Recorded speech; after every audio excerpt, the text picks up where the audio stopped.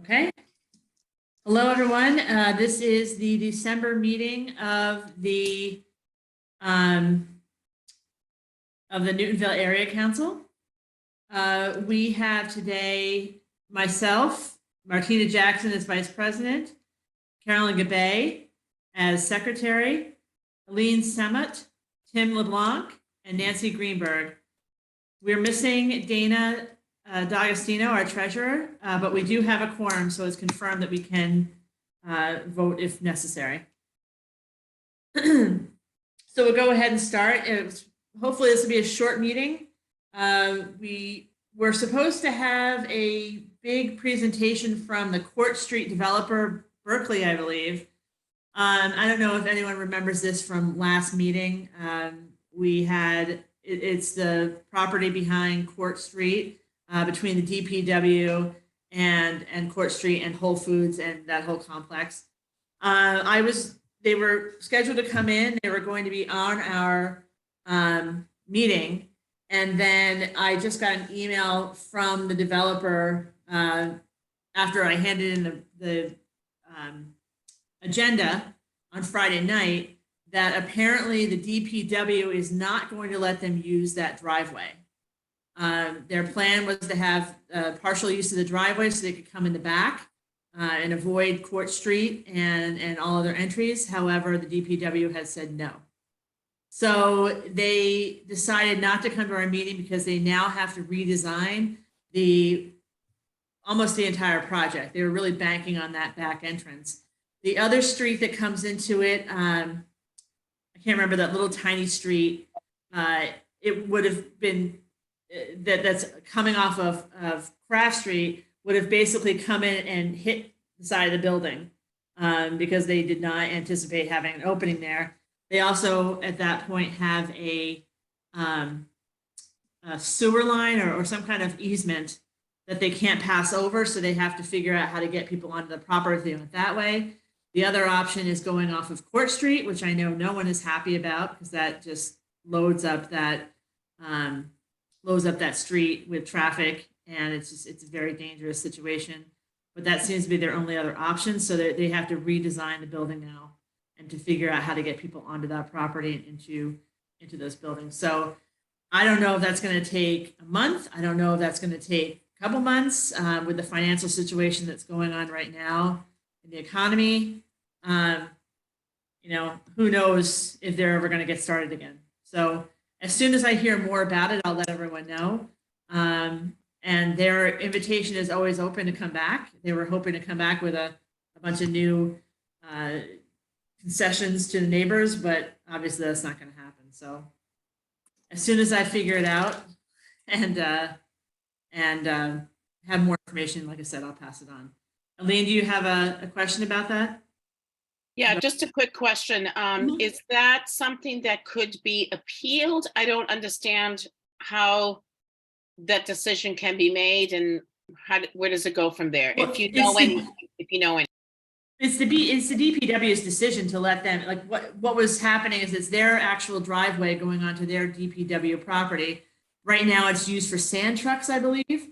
There's a big sand deposit that's back behind where this development is. And originally, I mean, that is they come in, they have a gate, they go through the gate and back to the sand pits. The developer had, from what I heard, the developer had a meeting with the mayor, and the mayor suggested kind of sharing the DPW driveway. So they got that into their idea that that's something that would be approved because the mayor was behind it, but it turns out it's not her decision to make. So the DPW said absolutely no way. I don't know, I guess they want to keep their sand trucks the way they have their sand trucks in their process. It's not like the developer owned that property or owned that driveway and it got taken away. It was kind of a gamble that they did that. They just assumed it would be fine and pushed through, and apparently it's not. So like I said, there's another entrance to the property that's off of Craft Street, which is kind of a little, it's not as appealing. It's really, and I don't think it's big enough. I'm not really sure, but that wasn't the choice. Craft Street. It's McGuire Court. Tariq put it in the chat. The driveway is McGuire Court. Thank you. Thank you, Tariq. So McGuire Court isn't exactly the best way to access the property either. And like I said, they're trying not to go on Court Street, but this hiccup kind of puts Court Street back on the hot seat in terms of entrance to the facility. So we'll have to see what they come back with. Any other questions about that? No. Okay. So then next we're going to move on to village center zoning. This is a topic that we've been tackling, I think, for the last 3 or 4 meetings ever since the overlays came out. I think Martina has some comments about what she's seen when she went to the community meetings. So Martina, do you want to give that report? Sure.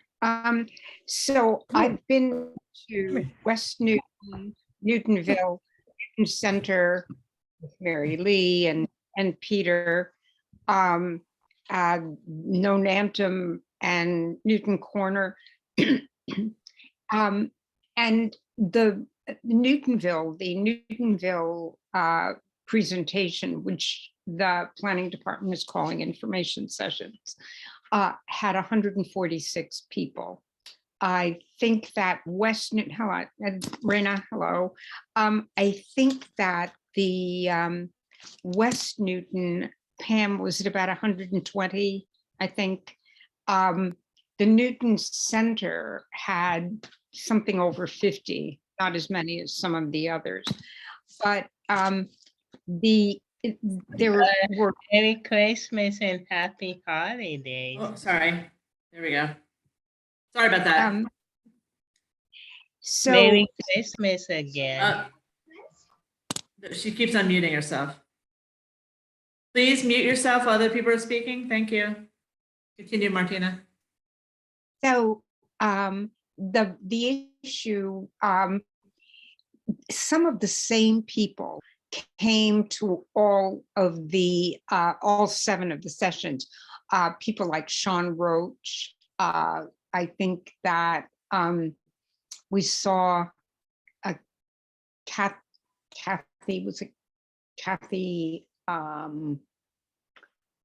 Betsy Harper. There were several people who came to everything. Kathy Pillsbury? Yeah, Kathy Pillsbury, Lisa Monahan. Yeah. Monahan. Yeah. Peter came to a lot of them. Pam Wright came to really very religiously because of the issue around by right and the other issue that Pam addressed very accurately was the issue of historic preservation. One of the things that had been asserted by the planning department is that in terms of historic preservation, if they have buildings designated as historic, they spend extra time doing the property. But as Pam pointed out, that they might issue a stay order for 12 to 18 months, but it doesn't actually mean that the buildings are protected. And that came up a lot because of the question of churches and some of the older buildings. In terms of Newtonville, though, the testimony began with Betsy Harper, who lives on Fairmont and was very in favor of density as an environmental tool, way of preserving climate. But it's interesting that she lives on Fairmont, nowhere near where any of this development is. People who lived close to it, and I think Peter can speak to it, were really concerned because the Newtonville, just focusing on Newtonville, for example, Washington Park, the designations of what is Village Center 1, which at the time could be more than a single unit, and could be something called 2.5 stories, which a whole lot of us think is actually 3 stories. But that moved very much from Walnut Street, which a lot of us would think is the village center, into Washington Park, where there are a lot of side-by-side townhouses. So that was very concerning to the people who are there. And that was pretty much a lot of what we heard. Newtonville has the largest, Peter, I believe this is true. Newtonville had the largest number of changed multiple story, multiple unit, that the areas that were going to be changed in terms of zoning. Newton had the largest proportion, I think. And Walnut Street, in the drawings, we should actually probably put the link, but if you think of the VC3, which is this thing called 4.5 stories, if you think of that on Walnut Street and think of how narrow Walnut Street is, you're talking about a canyon or a tunnel, and a lot of people spoke to that. And the other issue that came up quite a lot was the issue of by right, because all of this that fits into what's laid out by the planning department could be built by right, which includes the these large multi-use 4 or 5 story buildings. I think if they exceed, is it 30,000 square feet, then they are subject to a permit, special permit. But as Carolyn and others pointed out, if you have that kind of development on Walnut Street, you can have a very dark street. And the issue of parking was a constant issue. And several of us also made the point that if you talk about transit-oriented development, there isn't much. The fact is that the Framingham-Worcester line, which is the station is in Newtonville, apart from the fact that it's not accessible and the funding to reconstruct the stairs and access to the platform was denied. It wasn't included in this budget. So in addition to the fact that the train runs, it's a flagged stop. Every stop is actually a flag stop, and it runs 8 times less in Newtonville, West Newton, and Auburndale than in Wellesley. So whether you can call it transit oriented is a question, and also the issues of the buses. The buses now stop less. So that was a big issue, but it was the density and the fact that everything was going to be by right. And Ralph Abel, who lives on Page Road and whose entire career has been in environmental sciences, made the case that this was a Trojan horse for developers, that they would then be allowed to do more or less whatever they wanted to. And the other issue was that came up in West Newton, Newtonville, and Nonantum, is the traffic issue and the fact that Washington Street, Watertown Street would just be pass-throughs. They would be ways that, that it would increase traffic. Susan Reisler made the case that, and some others as well, that in the construction process, you would be displacing local businesses such as the Great Harvest, the laundromat, some of the other local businesses would be displaced. And I think one important thing to note here, and Mary Lee Belleville, who's on with us, has mentioned that at many of the sessions, business owners were not contacted, although at the start of every one of these sessions, business owners are invited to speak. And I will say that in addition to the over construction that will happen on Washington Street and back into residential neighborhoods, the other issue that came up in Nonantum Newton Corner is that Nonantum Newton Corner really aren't a united village because of the turnpike and the circle of death.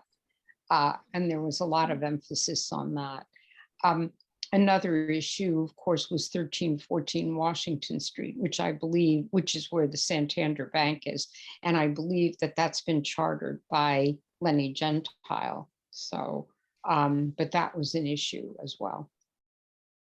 Peter? Yeah, I'd just like to add a little context, a little bit of detail. Betsy Harper, you mentioned she lives on Fairmont Street. She actually lives at 19 Fairmont, which is 2 houses off of Center Street. She does not live in Newtonville. She holds property right in my backyard at a condo complex. So she owns that. It's proposed to be upzoned to VC2. So she stands to make quite a bit of money from that, since she's a developer, number one, for Birchwood Properties, I believe is the name of it. And she also sits on the DHCD. She's the environmental program director for the group that's writing the rules for all this. So it seems to me like she has a huge conflict of interest. And she was also guilt tripping us, saying that if we don't believe that density is good for the environment, for fighting climate change, then we're giving our tacit and even active consent to climate change, that we don't care that there are as many greenhouse gases going into the atmosphere as there are, that we care more about a little bit of neighborhood architecture than we do about the fate of the earth. So her guilt trip was very obnoxious, I thought, and I think a lot of other people responded in kind, not only Ralph Abela, I think that's how you pronounce his name, but also Cindy Klain. She lives in the historic district, and she's I believe on the executive committee of the Nature Conservancy for the Massachusetts chapter of that group. And she was very much opposed to, she found Harper's claims totally ridiculous, as did I. And I cited this book called Drawdown about the most effective ways to withdraw carbon from the atmosphere. And even though transit-oriented development is somewhat important, it's way, way down the list. And when you look at the transit that we have here, if you look at Trio, it was supposed to be a transit-oriented development. Well, guess how well it's doing at putting people on the subway? There are 2 residents in Trio who use the free passes that Corf set aside to be able to go on that, according to Neil Cronin of the planning department. So, I mean, Tariq can correct me if I'm wrong, but I saw a memo from him saying that only 2 people are using those transit passes. He put aside $300,000 for that, and only 3,500 or so of that have been used. So this is really pretty ridiculous. Like Ralph Abela says, this is a Trojan horse. It's a talking point for developers. It's to make us feel guilty and, like we want to do the good thing. But you see a big development like Trio, and, hardly anybody seems to be using the commuter rail. And commuter rail ridership is way down too, as you know. On another issue like parcels, are we being hit with more of our residential properties being turned into parcels for development into 1, 2, or 3 VC zones, those types? Yeah, it looks that way. I think Newton Corner is very close to us. They have about 102. But other than our 2 villages, no other village has more than 25 or 30 parcels that are being converted from residential to a VC property. So we on Newton Corner are being hit very hard in that regard. There was just so much to say. Our meeting for Newtonville, we had 34 speakers who seemed to take a side, pro or con, on the map that has been shown, and by 3 to 1, it was con. Most people did not like, by a 3 to 1 margin, most people didn't like it. And of the 8 people that did, half of them came from outside of Newtonville, including Betsy Harper, who, like I said, she lives in Newton Corner. She doesn't live in Newtonville.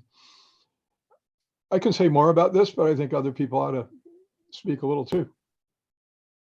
If you were there, Martina, were you the only person that, besides me here, that was there on the area council? No. Carolyn Gabay and I were both there, and we both had as our screen names Martina Jackson, and we both tried very hard to get that changed, and the planning department refused to change it. So Yeah. Carolyn was there and spoke, but the name was mine. Yeah, that was funny. But more seriously, you made a really good point that you should reemphasize here, and that's that from an environmental point of view too, Trio is creating lots of traffic jams and it's creating lots of pollution. It doesn't have many, it's cut down mature trees and it's replaced them with little bushes and striplings. And it's a heat island, a really bad heat island. And I'm not sure that the environmental gain outpaces the cost of what he's done. And he didn't put in solar. As far as I know, very few projects have put in any solar, and none of them have put in much. Oran has put in some at 28 Austin Street, but it seems like, I mean, I don't want to get too far off the topic, but it seems like solar's not really proceeding apace in these new developments. I did mention the heat islands, and then Chris Klein, who is a member of the Nature Conservancy, reinforced that. Several people did that. So. Mhm. Well, thank you for those summaries. Really appreciate that for the people who could not attend. And it seems to me like this has happened. I've heard the same summary or type of summaries from almost every one of the at one of the meetings. So, you know, it's interesting to hear it. If I could, I would say that gentrification was a really big issue for a lot of people. Gentrification, both of commercial properties, which will, make things a lot more expensive, and then just the gentrification at Trio and Austin Street's been pretty huge. And Carolyn made good points about if we do pass zoning redesign and if most places are not special permitted to the extent that they are now, we'll lose a lot of community benefit and infrastructure repair mitigation money that we get now through bargaining with the developers when we do our special permits. So I think that's a really important point. And I think the NAC ought to talk about impact fees someday and whether we ought to charge them or if Newton should charge them too. But I think Carolyn can speak for herself. Well, I think, like I said, thank you for the report. Now we have to decide what we're going to do about it as a group. There are a couple things. The first thing is the planning department has scheduled a meeting for concerned organizations and civic groups. I think that's what they're calling it. And they haven't really been very clear about what that means. They've invited us to apply. There's like a little PDF that you fill out and apply, but there's no indication of how many people from each organization can speak, how long we can speak, what date we can speak. Unbelievable. Understand. So I have an email in to see if we can. Talked about 20 minutes about how horrible. Hold on. Please mute if you're not speaking. So that is, I'm sorry. So we're going to apply. We're going to get on that list. I don't think that any of us would say that we weren't going to do it. We just need to figure out what the parameters are and what we can and can't do and how much time we have, because, I would like to have multiple people from the NAC up. We may not be able to do that. I'd like to have more than 2 minutes. I feel like we can't really address our concerns in 2 minutes. I think that's ridiculous. But again, the planning department just kind of wrote it off as like a checked box and said, okay, we're going to invite them to do it, and didn't give any information. So hopefully we can get more information. We can have a discussion about it here. I assume everyone is okay with us speaking. And then I think if we do get a spot, we'll have to figure out who can speak and who will be able to. Carolyn? Oh, thank you. So with regard to that, They were in that notice 2 dates that they were suggesting. One was January 9th, which Yes, is before our next meeting and would be very hard to come to some conclusions unless we schedule a special meeting. And the other one was, I think, January 28th or 29th, something towards the end of the month, which would be after our next meeting, if I've got the dates right. Go ahead, Martina, you were going to say something, but you're muted. 23rd, January 20. I'm sorry, the 23rd, but we may need to schedule a special meeting in order to come up with a position paper and a presentation program. yes, we're going to have to, because we're technically, if we follow the same plan that we have been doing, we'll be meeting on the 26th. So we are going to have to schedule something. And again, I don't even know what to discuss at this point, because there are no answers and there are no, perhaps we have Pam Wright has her hand up. I don't know whether. Can I just comment? But one thing I would like to see in our presentation, and I know Mark's about poised to present it, I would like to see some of the imaging that has been prepared. The Woburn Area Council did some very impressive imaging that I know, having watched that meeting, let me just lower my hand, caught Deborah Crosley by surprise, because she really hadn't contemplated what these things were going to look like. I've seen a draft of, I think, the presentation Mark's about to give, and that too is very impactful. And back of the house, I've been working on trying to get imaging up. And so we need more efforts around those imaging, because words are being ignored. Images are very strong. These maps do not portray what's about to be visited upon us. Thank you. Yep, Sorry. no, that's okay. That was good. You caught in front of me. That was going to be the next thing I was going to talk about. But Councilor Wright, do you have an answer to these meetings, or is there something else you'd like to discuss? Can you hear me? Can you hear me or no? We can hear you barely, not really. Can you hear me now? Yes, we can. Change my. Oh, I'm sure you're probably on 4 different meetings at this point, so. I know. Well, I'm on historic. Can you hear me? Oh, yes, we can. So this is just my 2 cents worth, but so originally I thought anybody could speak, but in this last thing, I think yesterday or the day before, Mr. Heath said only, groups and organizations. In the past, when groups and organizations have spoken, they've gotten more than 2 minutes, maybe not a lot more, maybe 5 minutes. And you could ask if you can bring pictures and slides. They're a little bit more lenient in that. They're going to schedule it, but I think everybody wants to do it on the second one, because it's not giving, these organizations much time. Yeah. So, you should jump in as soon as possible and say, we want to do the second one because of, our meeting and stuff. But there's other organizations in the similar boat. So, Yeah. and I think reading what was given, it looked like just one person would speak. One person was the representative or whatever, so one person was speaking. Yeah, that's what I'm thinking is going to happen, and we're going to have to come together and decide on some kind of position that either I can do or one of our other officers can do, because, but to fill out the form, it doesn't even give you an option. It just says, "Do you want to speak?" And you put down your name and you hand it in. There's like no option to even pick a time, so I'm going to have to alter that form a little bit and request the 23rd. Can I make a suggestion along those? Much as Congress does, after people have their 2 minutes of speaking, they're allowed to enter into the record documents that state more fully their position. So maybe that's an option for us to come up with a position paper. I've been drafting, as was charged at the last meeting, a pros and cons sheet with the valuable help of Peter Bruce's input and in integrating comments that Peter Harrington has put up. Maybe when we have our special meeting, we can discuss that pros and cons sheet, at least as a launching point. And I will circulate shortly in draft form, because that I have accomplished. Thank you. Yeah, I mean, like I said, I want to make sure we're all on the same page. I don't think we're not on the same page, but I just wanted to, we'll have to schedule a meeting at some point.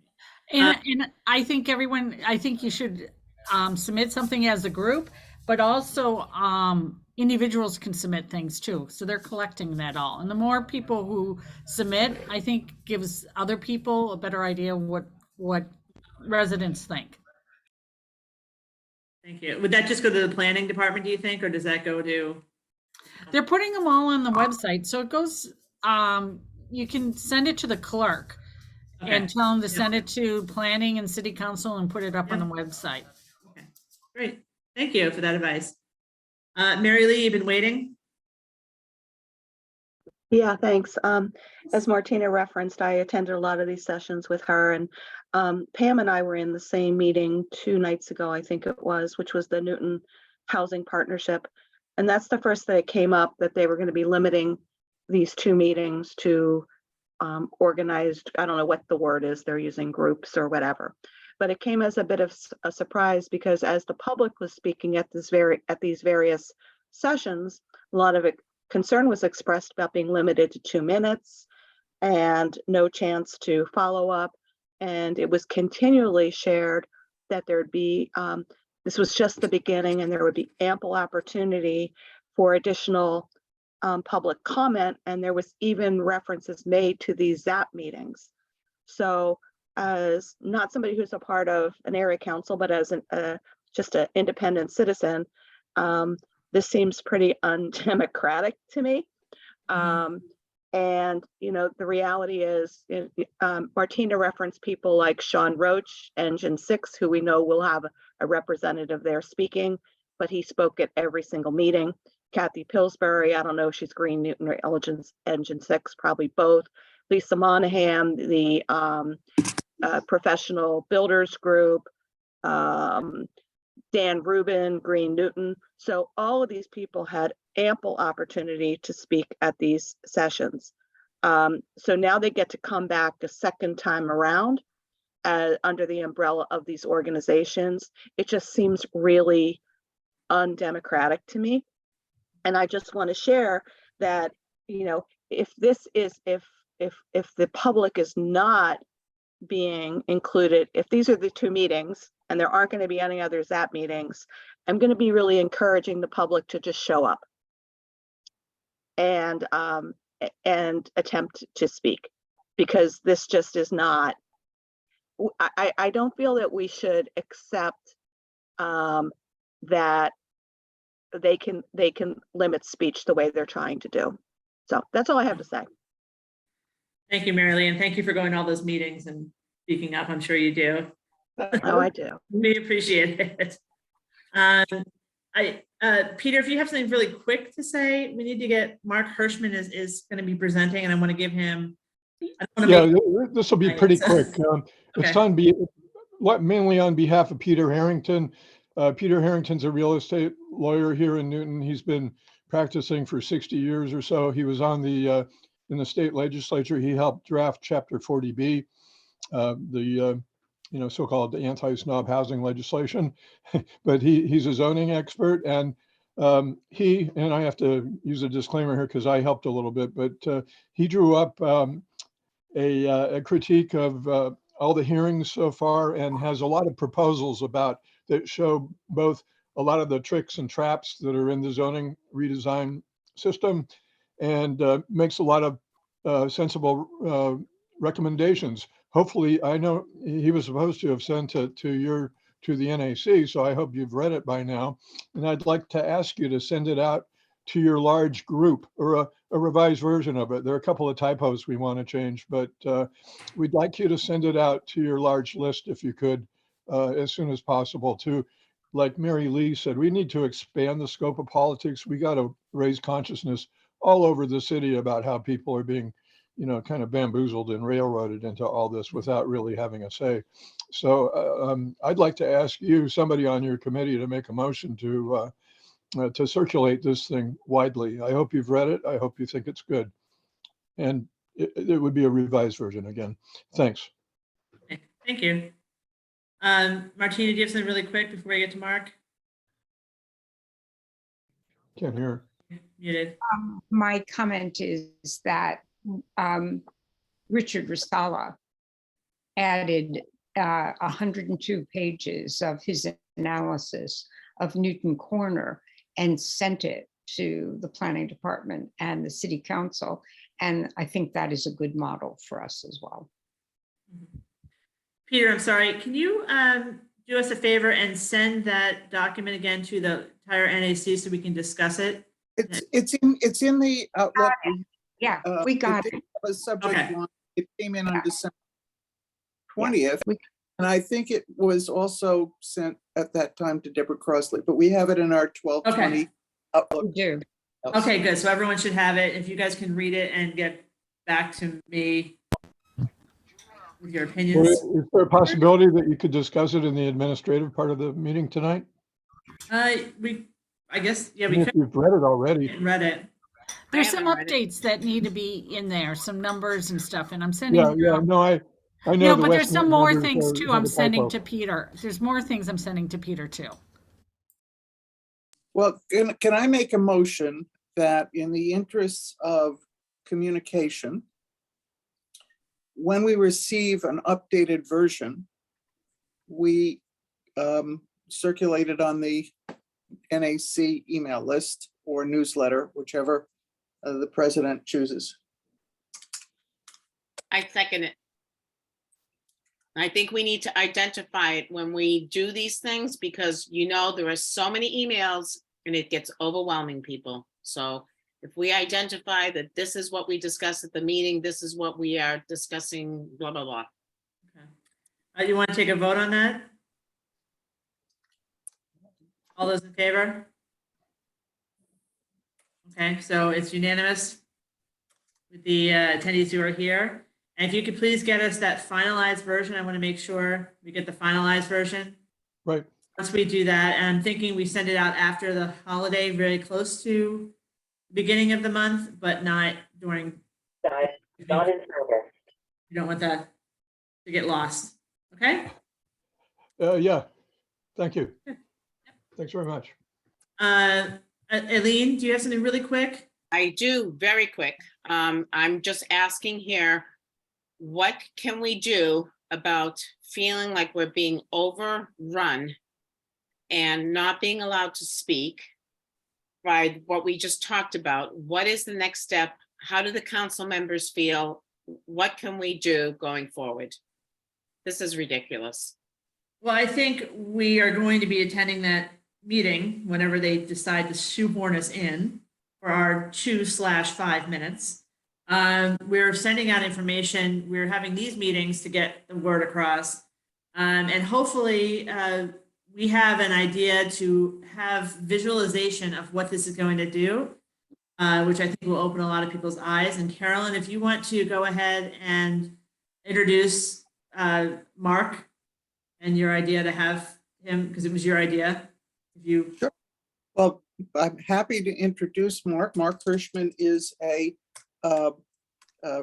local resident. I'm sorry, Mark, I don't remember which village you live in, but he is a trained professional architect, and he has authored and been cut short by Zap in presenting a very informative video of what makes village centers appealing, showing comparisons to various local and international village centers and contrasting the canyonization with village centers that are vibrant and activated.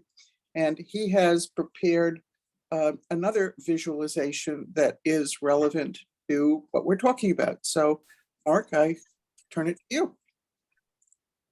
Okay, thank you very much, Carolyn. The bigger picture, and I'll be getting into some visuals, is a choice of a vision for a garden city. And we are at a crossroads, and we're not the only community dealing with this. It's regional, national, international. But, this whole issue strikes home. And not only am I an architect, but I studied urban design at Harvard GSD.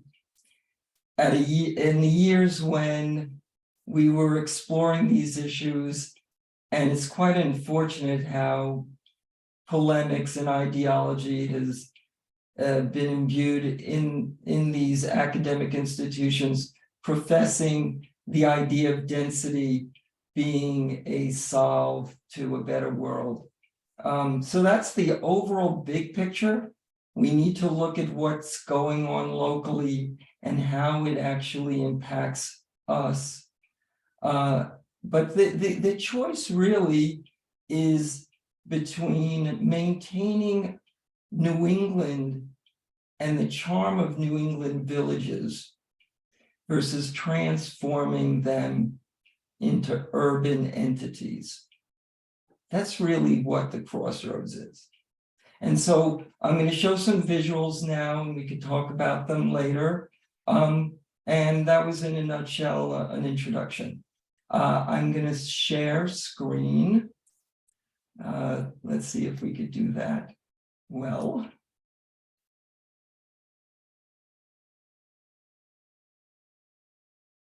Okay. You need permission, so you got it. Are we good? Do we see the We see map? Auburndale. Yes.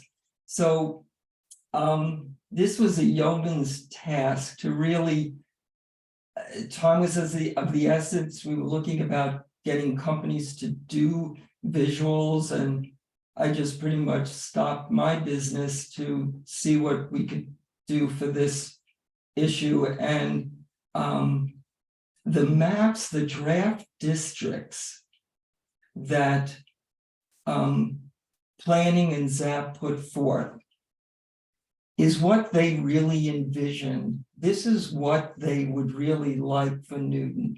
Whether they modify this or tone it down a bit, this is what they wanted to do. And if it seems, if they have the chance, they would. What I approached is looking at solely the most innocuous part, the Village 1 centers, which would be in their minds and our minds, they're trying to sell as the lowest density. If we see on the map, I don't know if you could see it, maybe I could zoom in a little bit. This is really what it's all about. It's not just 2.5 stories. Their proposal was 3.5 with special permit. As Carolyn was referring to the presentation I did previously, we explored what village centers are, and the threshold for village centers, rather than urban centers, that's what's critical, is 3 stories or less. 1 and 2 stories are ideal, 2.5 okay, 3 in places perhaps can be tolerable. Otherwise, you're creating urbanism. So even in the least dense village centers, they're saying 3.5, or in essence 4 stories. That's excessive, to say the least, in a kind way. So now for the visuals. So we're looking at Auburndale. If we look on the map, I've illustrated an area in yellow of an area we targeted to look at what it would look like. So Melrose Street is bordered VC1 and also VC2. So let's take a look at the impact, and I just did VC1 structures. As an architect, why did I pick these? It's architectural, it's textural. Why in the world are they targeting these smaller structures, which is New England? Small homes, or even larger homes, but they're homes. They're individual structures. That is what New England is about. So let's take a look at the visuals on just one street with their lowest density recommendations. recommendations to legislate to transform our garden city. Melrose Street, Auburndale.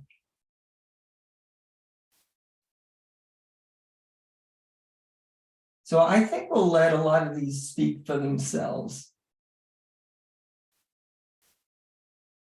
So we see what it looks like each side of the street. Well, but it's legislated so you could do both sides. Or we could take some of the projects that were built in Newton already and see how they'd look. Well, why did I use this? Because this has the architectural eye appeal. I mean, as an architect, I can make these look good, but are they appropriate in New England, in village communities? That's what we're dealing with. Melrose Street, Auburndale. Let's take another look at another district, West Newton. Here, they're only VC1 on one side of the street, on Webster. Of course, some of these others would be denser, but I was giving the benefit of the doubt. Let's look at the areas that are the softest, gentlest, and even those, as we see, are an egregious impact on our communities and the look and feel of a New England garden city.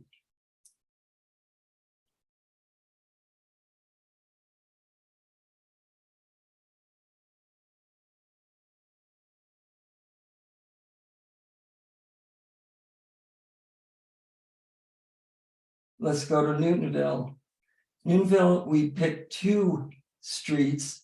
Again, I picked the lowest density recommendations. These are the least egregious that they think will have the least impact to New England. So here we go, Madison Ave and Highland Ave. Here's good old Madison Street. Or we may have to relabel that. It's really Madison Avenue, but it really deserves to be called street. They'll turn it into an avenue when we see the proposed construction.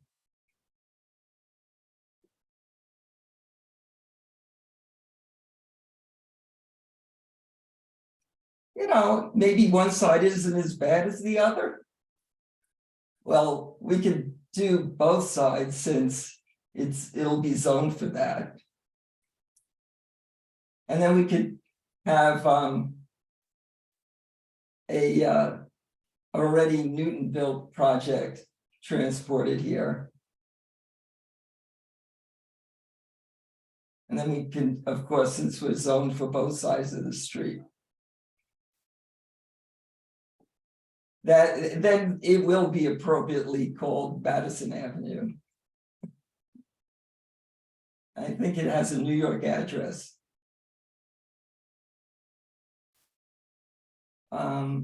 So we could continue to Highland Avenue, which again, these are streets. We did get the ledger correct on Highland Avenue, but Highland Avenue is again a nice, quaint New England street. And again, we will zone it as they suggested. Just one side, not so bad, right? Oh my goodness. Well, and of course you could build down the whole street. So I didn't go to the trouble to complete the street, to infill it as an urban street. Basically, as I suggested, the zoning we're talking about, the upzoning, not just in the village centers, and as they would like to do down the road in the residential section, is to transform our communities from garden cities from a village feel to an urban city feel. And it's more than that. It's an imposition of a whole character of development that is alien to what New England really charm and lifestyle is all about.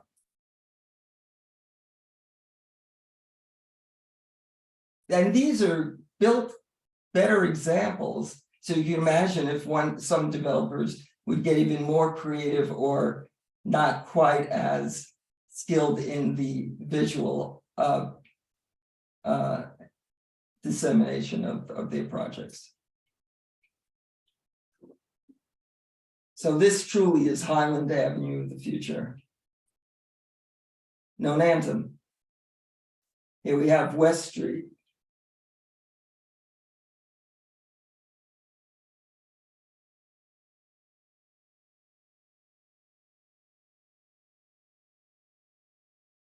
We'll rename this to West Avenue.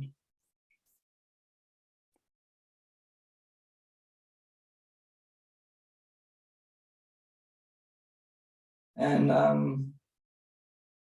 we're in Newtonville. This was referring back to the bigger continuation of how you can extend this same pattern further down the street in their zoning.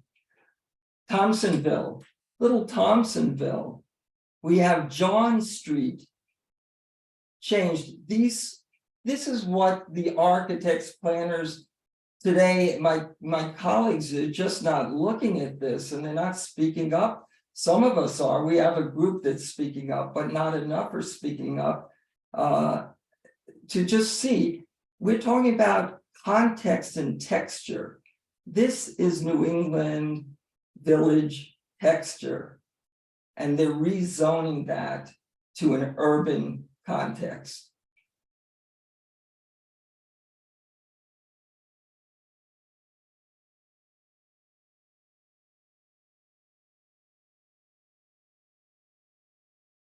So this is just going back in conclusion. I'm revisiting some stuff from our earlier talk on the density of projects like Trio. These are 4, 5-story projects. They're imposing. They're transforming our community to an urban context. And what we look back at is we had 2-story buildings that were of the scale of a village community, of interesting architecture, and we don't want to lose any more of that. And this is just a refresher about what really makes human scale design for village centers is really about a proportion of the street.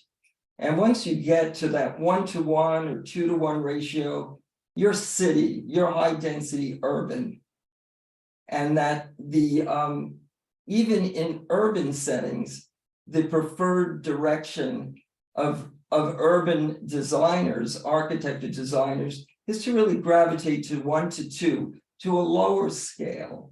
And these proposals are doing anything but approaching that. And here's some data that we worked on together to illustrate that 1, 2, and at most 3 stories are appropriate in a village community like Newton. So thank you very much, and open for discussion. Jennifer, may I speak? This is Carolyn. Yes, sure. First, I want to thank Mark on behalf of the whole city, but the NAC in particular, for the tremendous amount of work he did, producing just a tremendous visualization of what we're being confronted with. This is a real service to the public, Mark, and I know you really sacrificed a lot from your job to do this, and we need to find ways to make sure this is broadly disseminated because it is so impactful that it tells the story in a way words cannot. I also just want to put a little footnote in for you to think about when you do your next presentation Remember where they have suggested an 18-foot first floor, they have already added another half story. So all these nominal story counts are off by a genuine half story. And as Sean Hurley told the chairman of ZAP, he is a resident of Woburn, almost in the square, and he is by training and trade a sophisticated developer. He explained that 18 feet is not needed on the first floor, as the planning department has said. I believe you've also designed restaurants and whatnot, not 18 feet high. So that's just adding needless height to the buildings. Mr. Hurley, the developer who spoke at the Woburn Area Council, also fleshed out a lot of real world development issues, explaining to Deborah Crossley how many of her fundamental tenets were just completely wrong from a developer's point of view. They don't pencil, they're not accurate. And so between his information and your presentation, I think you've really hit the nail on the head. And I really want to thank you for it. And I really want to see this presentation broadly disseminated. Thank you. I did do field surveys personally because, again, I didn't find people going out and just doing this simple research. Went out with my tape and laser and checked current build projects. I did some myself. I did a Harvard Square retail building, 1618 Elliott Street. It's fully occupied. It was done in '94. We did 12, 13 feet floor to floor. Now, it wasn't easy for the builders, but yet it's successful. We didn't want it to be big. It doesn't need to be. And so current contemporary construction in Newton, Brookline, Chestnut Hill, Newton, Chestnut Hill developments, they're floor to floor. Just is Mark, 15 you just feet. froze. Mark, you just froze. Can you say that again? Okay, floor to floor was 15 feet. So we don't need to go there. And if we want it smaller, it should be smaller. And if anything, you know, there could be a reg to make it contextual where you have to meet the floor to floor of the adjacent existing structures and make it work. But at least that they would be asking for mall size development. They're talking about transforming village communities to urban cities. Now, there's a place for city, but you don't have to export city elsewhere. That's the variety of life. And to do that is really, in a nice way, not nice, not right. Many people feel much more livid about that, and understandably so. You know, the whole state proposal to export urbanism to all these New England communities, to destroy not just our community, but all these cute New England villages, to incentivize this multi-unit, multi-level packing of humans is just unreasonable. It's just unconscionable. It's more than a pity. And people have to start standing up and say, we don't need it. We don't need the thousands of units of rental housing. It's a lifestyle that we may not want to encourage. There's alternatives to that. And that's why New England villages are what they are. We need not transform them. Thank you, Mark. Counselor Wright, do you have another comment? Hello. Oh, Can you hear me now? Sorry. yes, we can. Okay. So my suggestion to Mark is before sending this out, and I can go through with him to be more accurate. The thing is, some of the things on there, for VC1, you get 10 to 20 feet setback, which wasn't shown. The planning department is going to attack him left and right if it's not very accurate to what they're stating. So, and then there's setbacks on the side lot lines. There he combined a whole bunch of lots. But you're supposed to have, let's see what it is. In VC1, the side setbacks abutting residential, which it would be, is 15 feet, which isn't shown and stuff. And so I'd like to work with him and to get a little bit more accurate to show it, because they're just gonna attack this and just kind of say, oh, this isn't accurate, it's not real, ignore it. Yeah, no, I understand that, Pam, but you see, that's part of the game. It was a moving target. They know there's going to be resistance, and all of a sudden they try to like solve it and say, oh, this is not what we really want. The reality is, Pam, they came out with these maps, and the criteria that they stated for these maps are what we've seen. Yeah, And just the height. This is what they desire to do, and this is what their goal has been. And the public has to know that without us speaking up, this is what they wanted to do to our community. But this is not what is presented in the latest, with the setbacks, the side setbacks, front setbacks. VC2, that'd be more like it, and that was a suggestion a little bit earlier, doing VC2 more so than VC1, but we should be doing it both. I mean, there's still, it's a drastic change, but it's not quite as accurate what's on there. And like I said, I try to, whenever I'm presenting anything, is, a lot of times I use their charts and things like that so that they can't attack me for being incorrect or wrong or whatever, or skewing it. But we can talk offline on it. Agreed. No, I so much appreciate that. It's really terrific that you want to get it as succinct and accurate as we can. And I so much appreciate that. At the same hand, sometimes when they move the widget, then we're chasing it and we can't get the information out. So we do have a leg to stand on, and that we're critiquing their original vision. And this is what they truly wanted to do to our community. And yes, we could then update it. So we have to get the information out. And yes, they probably would want to then, once they see these, yeah, we'll have setbacks and they're starting to think we need setbacks. Nevertheless, these original proposals did not include setbacks to the common street. So they didn't okay. have the setbacks originally at all. Right.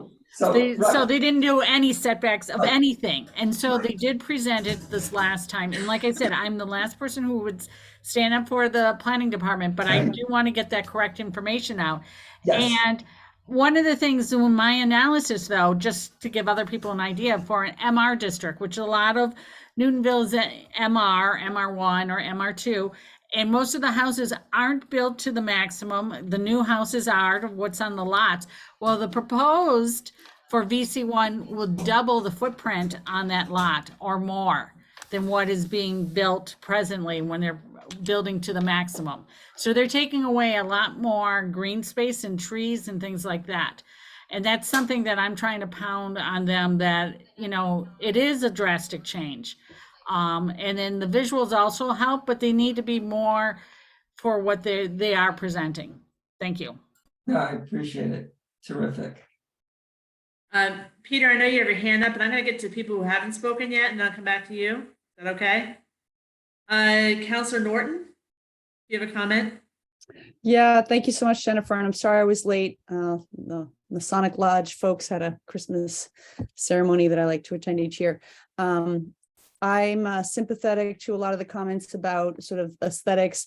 I do want to push back on one comment I heard about sort of the lifestyle of people who rent. I don't subscribe to that. I don't, and I think a lot of people in Newton don't have a problem with people who rent. We have about a third of our residents actually rent. So I did just want to express my disagreement with that comment. Thanks. Yeah, I definitely appreciate that. I grew up in rental housing. I get it. It's an issue that it's not that we don't have rental housing here. It's just, what is the vision of a community like Newton? Do we totally transform Newton to an urban rental community, or do we maintain a balance of a variety of types? And the direction that they're going here is really tilting in an urban type of rental paradigm, as opposed to the flexibility or the roots of the New England village. We're not talking about reverting back to, you know, something that was, you know, in the past. We have a large, as you say, 30% rental community. We're going to have more. So it's a matter of totally transforming the community to something that is no longer a balance of a variety of building and housing types. Yeah, I mean, I guess it's probably the devil is in the details. I'm gonna guess that most people have that we would share values, that it's valuable to have a diversity of housing options. We could probably agree that that's a good thing. What we're, you know, the devil being in the details is what proportion that is and what they look like and how big they are and so forth. So that's, you know, that's what we're, but anyway, just, you know, this thing is being recorded. I don't want to left out there that there's a large group of people that think that people who rent have a lifestyle we don't agree with. That is absolutely not the case. Thanks. No, absolutely. The issue is what type of structures are provided for people to live in, and the model post World War II was the community rallied together to do housing for veterans coming back from the war. They were single, some were getting married, and what did they build? They built small homes in Oak Hill.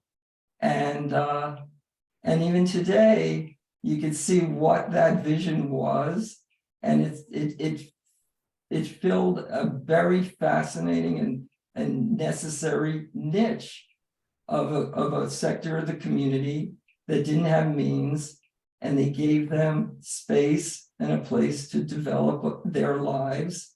And we can create a better vision than, you know, 600, 700 square foot units in multi-unit structures where they pay $3,000 to $5,000 a month, don't have equity. And there's going to be some of that. And maybe that's an okay paradigm for a certain part of the community. But that's another discussion. Yeah, I think we're just, I think Emily, or Councilor Norton is objecting to the way you were talking about renters, not rental properties. And I think you were talking about rental properties as a unit, not as the people. So I think that's kind of where the disconnect comes in, because we love our renters, like you said, but we got to move on from this. We can't go through the history of housing. News will be here forever. We all want to go and start the holidays early. Raina, you have a comment or question? You know, I think, Mark, I really appreciate what you've done, you know, in terms of your visualizations, and I completely concur. Let me actually okay, so you can see me while I'm talking.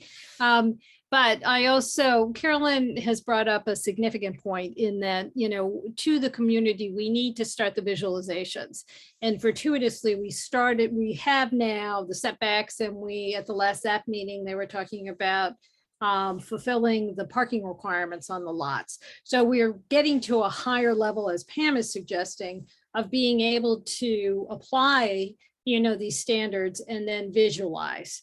So I'm just going to, if I share my screen, can I share my screen? Yes. Okay, so I can show you what we're doing here over in Woburn. We're starting to, you know, do the zoning envelopes. And you can see here, you know, I went after the rectangular lots, and I actually, you know, I'm working with Drake. We're working in Google Earth, and we're able to, you know, import the GIS data from the city. And then we do these constructs where you can see that let me move you guys up here so you can see what we're doing here. Let me move you guys.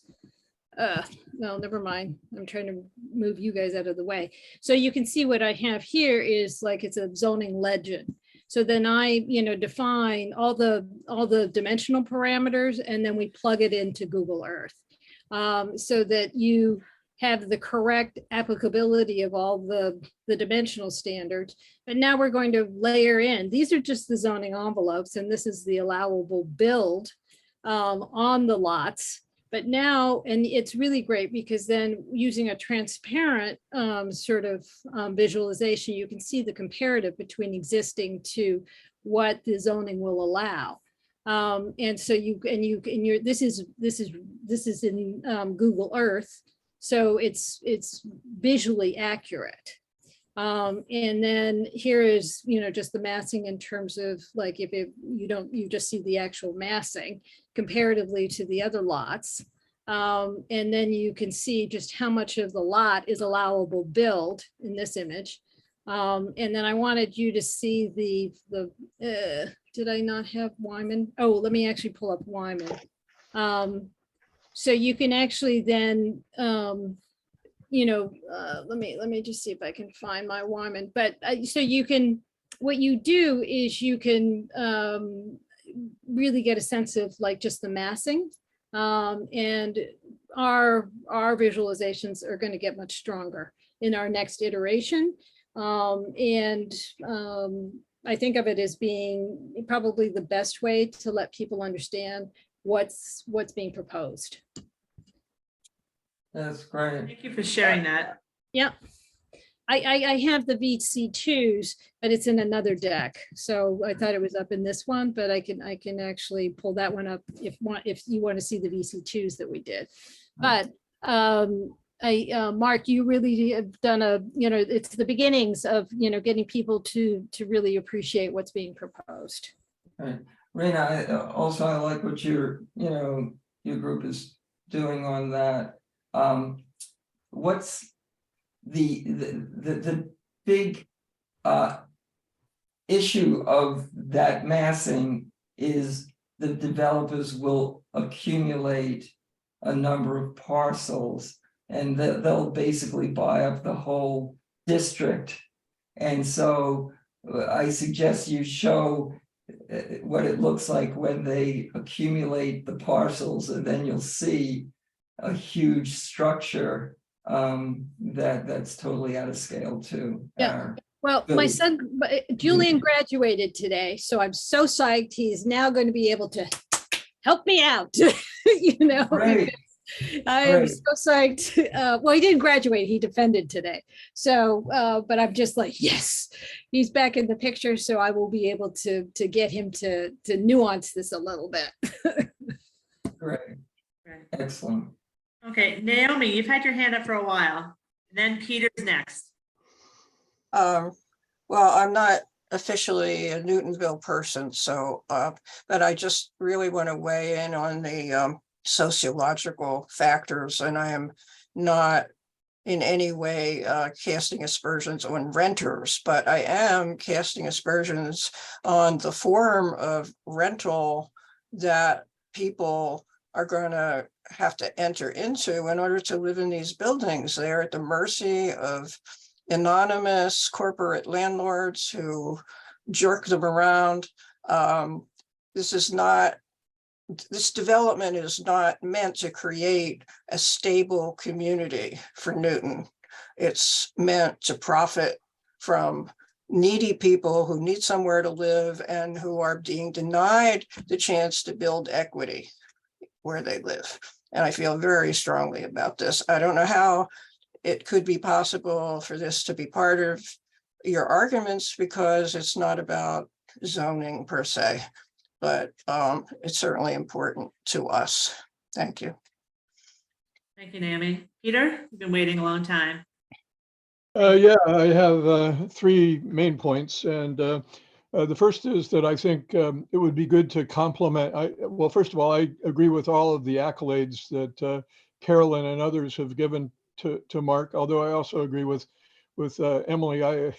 I don't like renters being denigrated, and I think probably the Armory project and the Haywood House are good examples of places where people with fairly low incomes can move in, and it would be good. Uh, I used to drive a cab, so I want to see more of my fellow cab drivers being able to live here. But uh, the Governor Baker and his administration did a study called Preparing for the Future of Work in the Commonwealth of Massachusetts. And I think that we need to get down into the basic paradigm that these people are operating with and critique that paradigm, because they assume that there's going to be a lot more work in Boston than there appears to be, for one thing. Um, and also the MAPC, the Metropolitan Area Planning Council, I think it is basically the silent partner on all this. They have had a docent with Nevada at the library. They've funded part of the study that was done, the community engagement study and so forth. So the MAPC took the study that the Baker administration did, and they said that we would need to create 20,000 units a year throughout the state for the next 10 years. And that's 200,000 units. That's 3/4 of the 283,000 that's been that are being mandated for the MBTA Communities Act. And our share of that's going to be 8,330, in addition to the 3,600 or so recently built and in the pipeline developments that we've got. So we're going to be hit really hard by all this stuff. But the assumptions behind it are that Boston has a housing crisis, and yet office use in Boston is down about 35% from pre-pandemic, according to the Boston Globe. People are using even the Green Line, but especially the commuter rail, only at about half the ridership levels of before. MAPC pushes transit-oriented development very hard. That's kind of the core or the heart of the paradigm, I think. And you got a place like Trio where you have 140 apartments, probably several hundred people, maybe 250, 300 living there, and only 2 of them use the subsidized T-Pass or the commuter rail pass. So the TOD is not working. A lot of stuff is just really utopian and not taking into account COVID, not taking into account electric cars and hybrid cars and ways of getting around that can be environmentally sound without requiring transit rates. Transit usage in Newton has gone down from 14% to 13% over the last 10 or 15 years. But anyway, so I just think that whole paradigm needs to be attacked in addition to this. Now, I want to mention regarding our report on the last Newtonville meeting, hell froze over. Bob Kavanaugh and Alan Schlesinger agreed. Alan Schlesinger is, the big developer's lawyer usually. And even Alan Schlesinger said, we shouldn't be extending the village center down Madison Avenue, down Newtonville Avenue, down Washington Park, down Court Street, up of Lowell Avenue into these places. These places should be respected. He and Bob Kavanaugh agreed. Bob Kavanaugh is a local activist on Court Street. Never happened before. Hell froze over, I'll tell you. So just one little technical question, Mark. It seems like the appropriate street to height of building ratio looks about like BU1, which is already what we have. Would you say that we should maybe just tweak our current zoning and that would work much better than any of this? Yeah, yes, we should work with the zoning we have and tweak it. Oddly enough, there are parts of the zoning that really actually could tolerate some down zoning.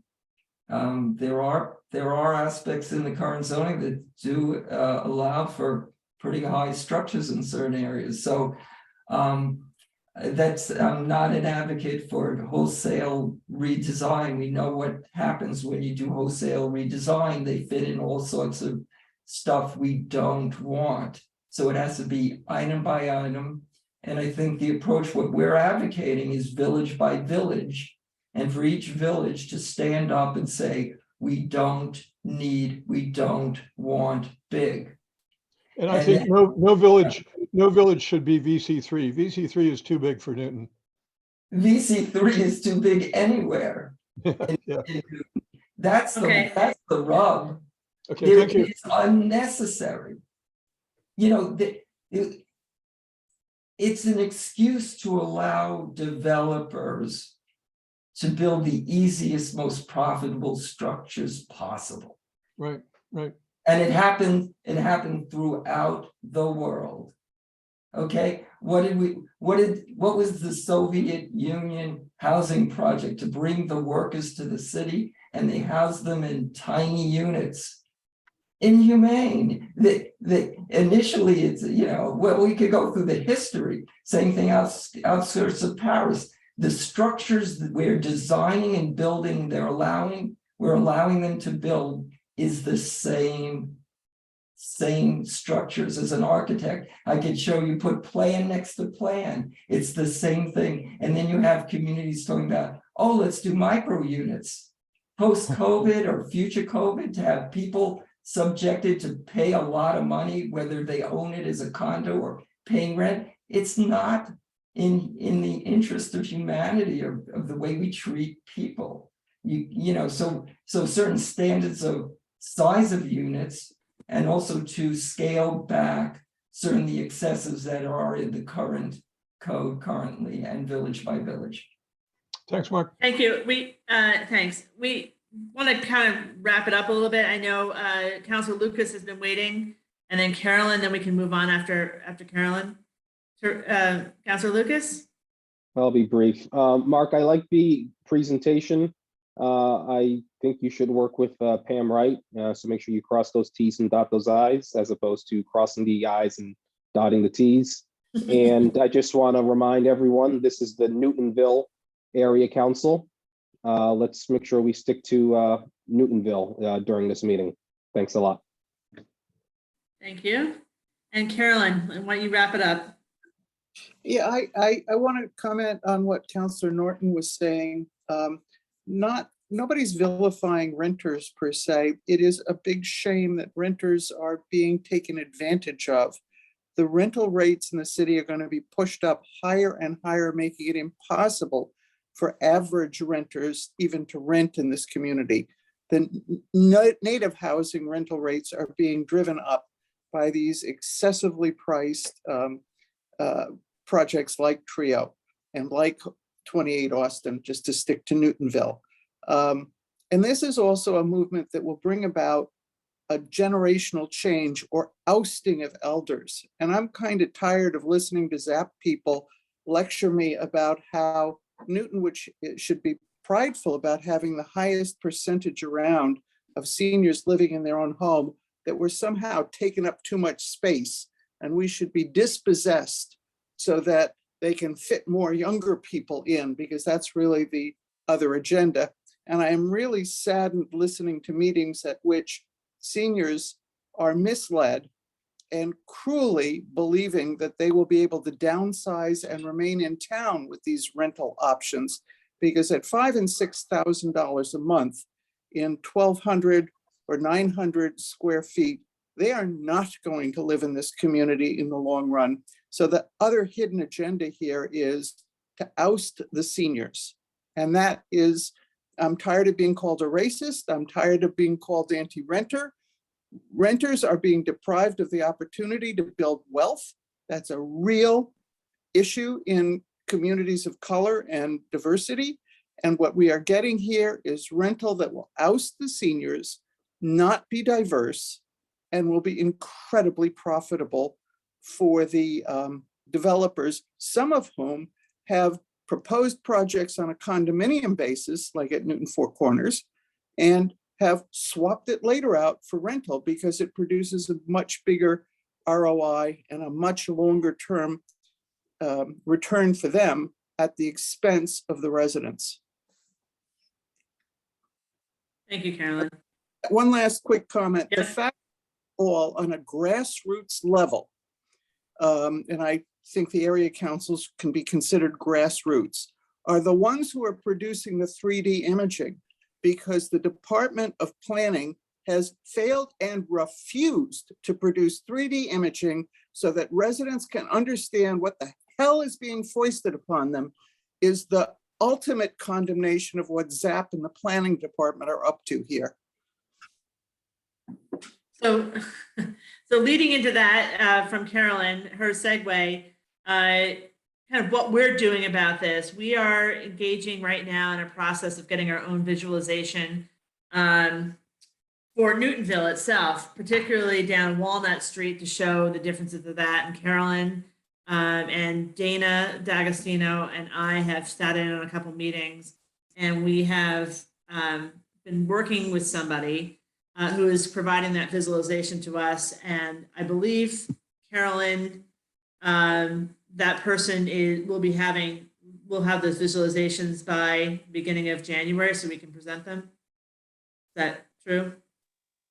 I'm not sure where we'll be. We're working on it assiduously. We spent a lot of time the other evening with him. We have the first draft, and now he's revamping it. Having seen for example, what Raina Getz had from her area, to see if we can get it more 3D.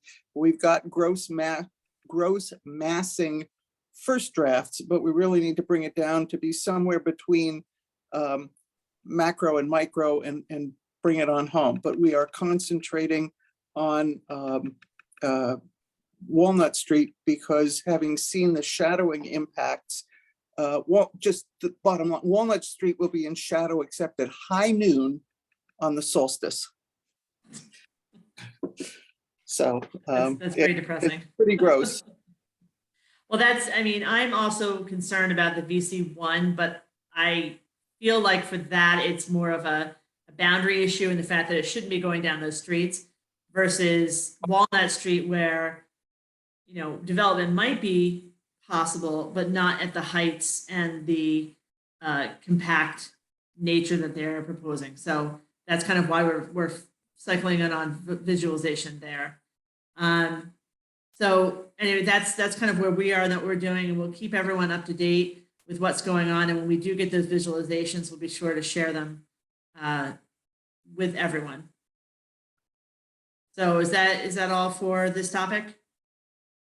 If I could just make a suggestion in additional visualizations as an architect, and experience of recognizing that architects, we like to show some things conceptual and from the sky, and I realized that that's not what the public really can appreciate, and that's why my visualizations were from the street level with a photo montage approach of seeing exactly what it will look like from ground level.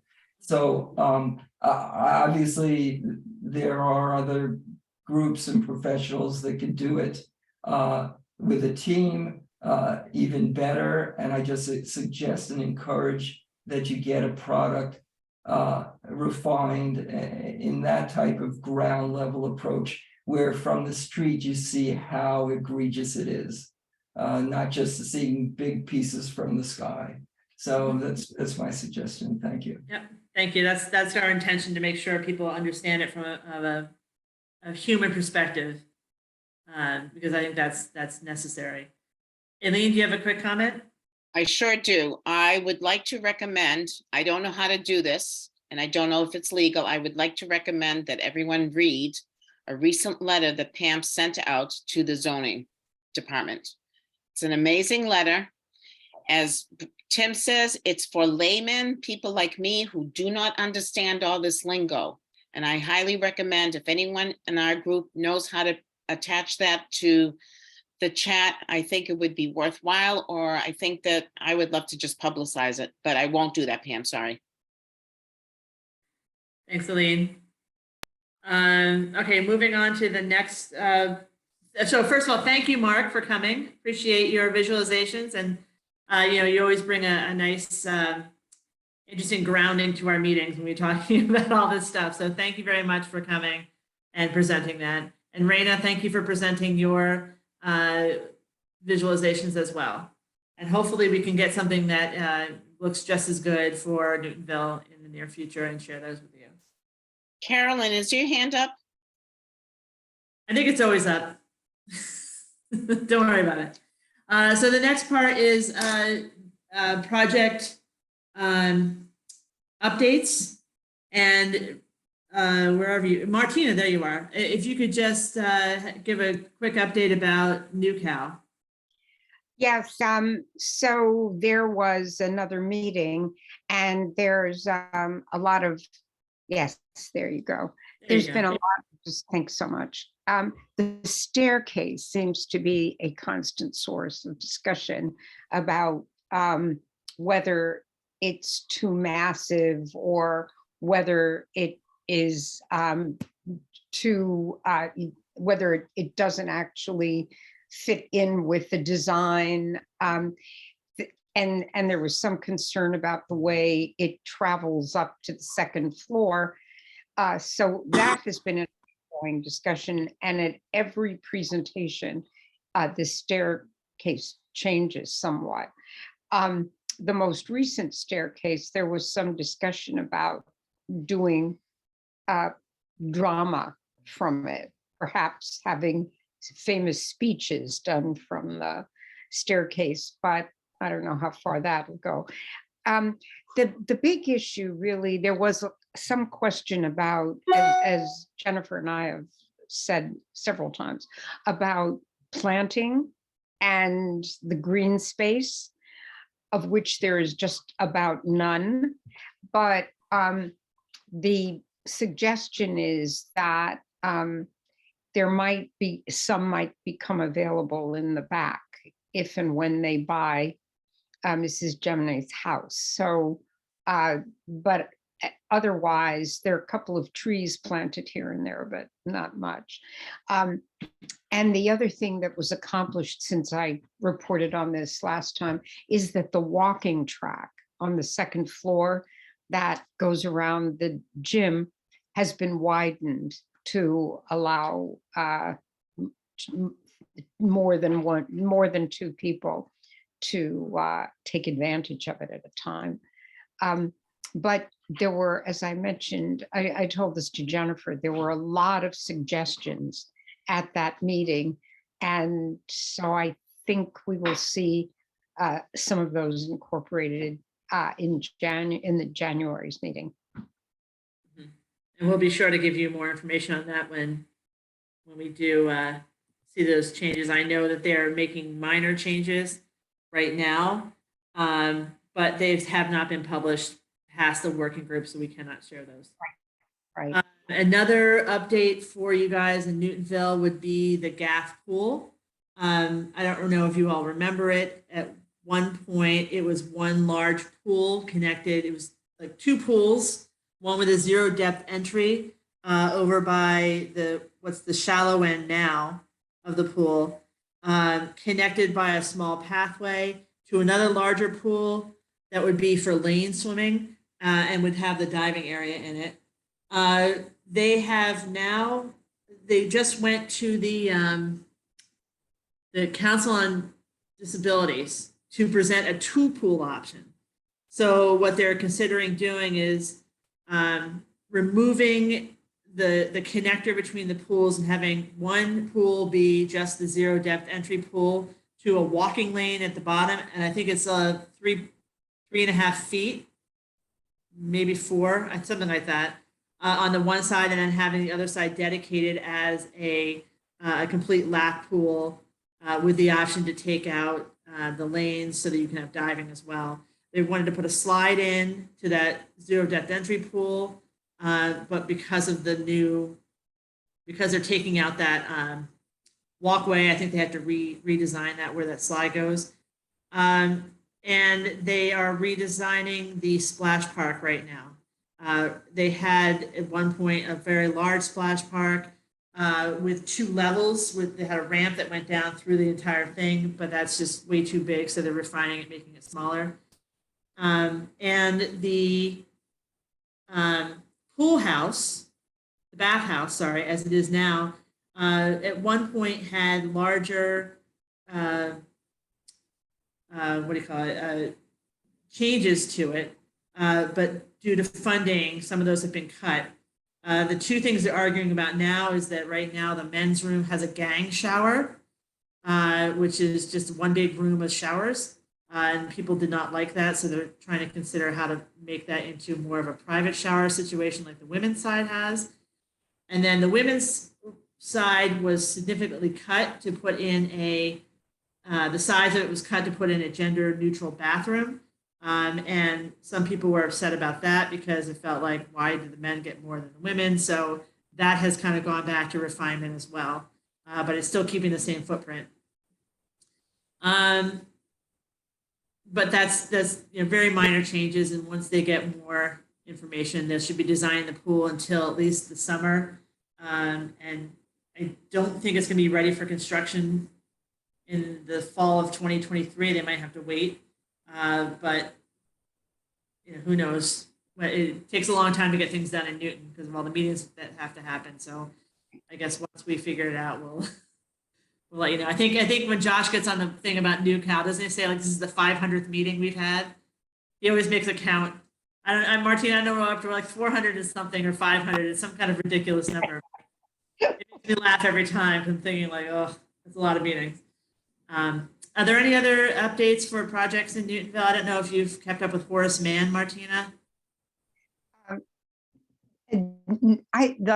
No, in fact, the last Horace Mann meeting was, I think, before our last meeting. So I haven't heard anything new from Horace Mann. I don't think much has. Yeah, I don't think much has changed. And the other, they put in the playground. I know that they put in the playground at the what they call Horace Mann, but we know is the car school. They did put in the playground. Okay, well, that's good. Hopefully they get that playground soon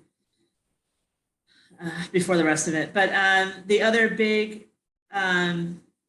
developments going on, and I don't know how this is going to affect Court Street, but it seems like a lot of the projects that were being done by Mark Development are on hold per the reporting of Fig City News.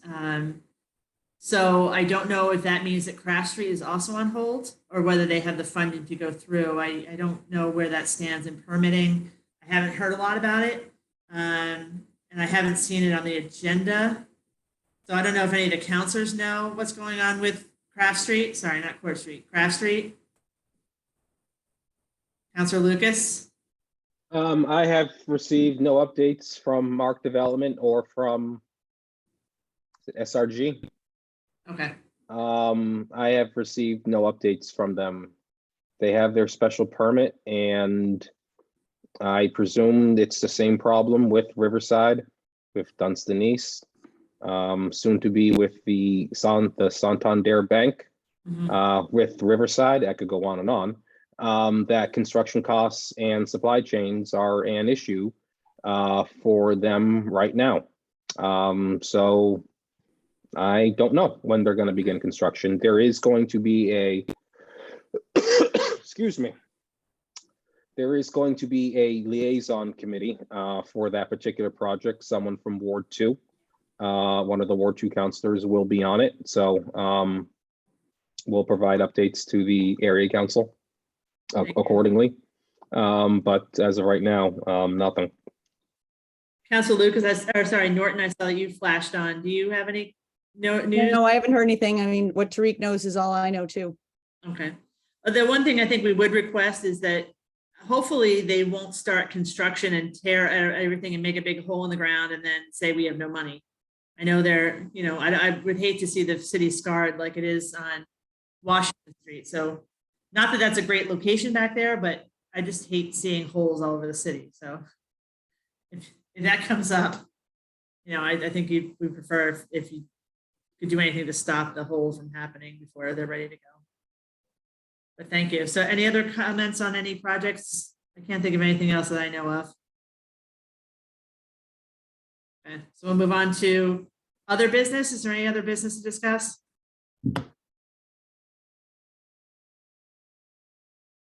Peter, is this relevant business? You're on mute. I just wondered if any of the counselors or anybody else has any idea of about how much solar has been installed in new projects so far. Solar panels, you know. I asked about that at the site visit for the Boyleston properties project. And Yeah. what they said is that the costs right now are so high, that's why they just build solar ready. Okay. Thank you. Yeah, they were having problems during the COVID with the silicon to make the solar panel. So I don't know whether that's where the supply chain is broken down, but maybe that's the reason. Okay, moving on to the administration part of the meeting. We were going to have a financial update from our treasurer, but she has, as was said in the beginning of the meeting, her children came to town early due to the storm. And so she had to decline coming to our meeting tonight to spend time with them doing some activities. So we will try to get that update beginning of next meeting. The meeting dates for coming up for next year. I propose that we still stick with the 4th day of the month. Is that okay with everyone? Or is this not working out? Do we all agree on the 3rd? Okay. Or sorry, 4th Thursday. That would be January 26th, February 23rd, March 23rd, April 27th, May 25th, June 22nd, July 27th, August 24th, September 28th, October 26th. November, we're going to run into Thanksgiving again. It should be the 23rd, but I'm proposing we move it back to the 16th like we did this year. And December 28th. So it will be after Christmas next year. I would prefer to move that one up so that we The can. do 21st? November, no, even more. Make it a month after November's Thanksgiving date. I mean, I just think tonight was too much personally. It's just too close for the holidays. And if we're going to change, this is just my recommendation, if we're going to change November to the mid-month, I would like to suggest changing December to mid-month going forward. Well, we changed November because it's actually on Thanksgiving Day. And I don't know when Hanukkah falls in December either for 2023. The Hanukkah is happening today too. Yeah, Well, no, I Hanukkah's- know. I'm just, Hanukkah's not a big deal, Jennifer. okay, It's just a festival. It's not a holy day. okay. But the point is it's still, we're still in the week of Hanukkah and Hanukkah changes. True. That's why I asked when it was, because I don't know. But so that would be moving it back to December 14th. In December, that's that would be a month from that November date. Does anyone have any issues with moving it? I know we're a year out, so that's probably, you don't know what you're doing a whole year from now. But let's put those down as the proposed dates. Does anyone have any objection to those dates? Keeping it on the 4th Thursday? No? We did take a vote, or we're okay with that? We don't need a vote because Okay. we already have a standing vote for Yeah. the fourth, Fourth Thursday, Thursday. unless Yeah. there's a holiday, in which case the president has discretion. Okay, so I'm gonna set the dates. If anyone has any issues, let me know. And then the last thing on our agenda is the meeting minutes. And unfortunately, I'm a bad girl, a bad girl. I'm working on them. I'm working on them. we have lots of other fish to fry. So we will get those coming in at the next January meeting. Hopefully we'll have a year restart and a recap and a restart and new meeting minutes to go forward. Get that done. Peter, you have a question? Oh, you're muted again. Still muted. There you go. On the process of getting Peter Harrington's letter out, I'll just send it to Carolyn after the typos are corrected and all that, and then it'll go out. Well, I think you should send it to the entire NAC, Okay, just so we all have it, the Sure. best copy, and then I can take care of getting it out. okay. And in terms of the minutes, I don't know, I haven't found where the minutes are posted. Are they on the website for the previous, for this year? We do have minutes on the website. We need to fix them up a little bit, so we can get them categorized, but we don't have October, November, or December up.